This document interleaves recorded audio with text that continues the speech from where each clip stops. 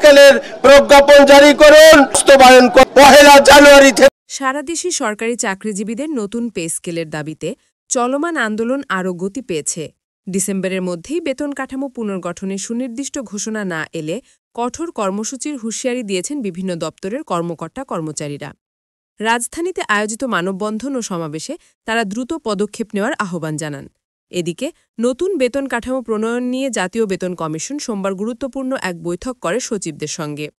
প্রায় ২ ঘণ্টার ওই আলোচনায় পে স্কেলের কাঠামো ও সুপারিশ চূড়ান্ত করার বিষয়ে বিস্তৃত মতবিনিময় হয়। বৈঠক শেষে কমিশনের চেয়ারম্যান জাকির আহমেদ খান বলেন, আলোচনায় ভালো অগ্রগতি হয়েছে। যেসব সচিব বৈঠকে থাকতে পারেননি তাদের সঙ্গে অচিরেই পৃথকভাবে আলোচনা করা হবে বলেও তিনি জানান।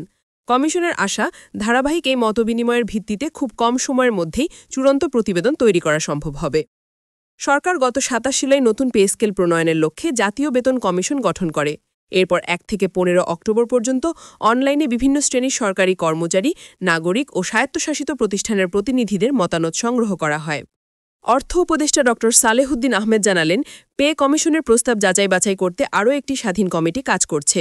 বিভিন্ন উৎস থেকে পাওয়া ৩টি পৃথক রিপোর্ট বিশ্লেষণ করে তারা একটি সমন্বিত সিদ্ধান্ত দেবে। তিনি বলেন, ৮ বছর ধরে বেতন কাঠামোতে বড় কোনো পরিবর্তন হয়নি, তাই এবার প্রক্রিয়াটি আরও বিস্তৃত ও গুরুত্বের সঙ্গে এগোচ্ছে। তবে বাজেটের সক্ষমতা, জনস্বার্থ ও সামাজিক খাতের প্রয়োজন এই ৩টি দিকই সর্বাধিক গুরুত্ব পাবে।